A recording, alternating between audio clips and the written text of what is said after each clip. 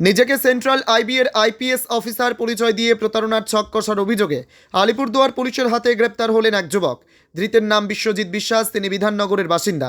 জানা গেছে অভিযুক্ত যুবক আলিপুরদুয়ারের এক হোটেলে দীপব্রত চক্রবর্তী নামে ভুয়ো আধার ও ভোটার কার্ড জমা দিয়ে নিজেকে আইপিএস অফিসার বলে পরিচয় দেন। এরপর তিনি এলাকার একাধিক ব্যবসায়ীর সঙ্গে যোগাযোগ শুরু করলে তার কথায় অসঙ্গতি লক্ষ্য করেন ব্যবসায়ীরা। গোপন সূত্রে খবর পেয়ে বৃহস্পতিবার রাতে ফ্লাইওভার সংলগ্ন কোর্ট বাজার এলাকা থেকে বিশ্বজিৎ বিশ্বাসকে গ্রেপ্তার করে আলিপুরদুয়ার থানার অ্যান্টি ক্রাইম টিম।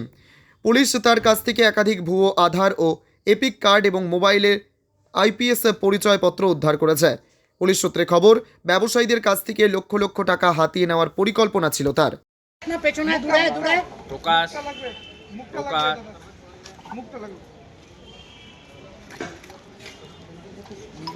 প্রকাশ আগামী না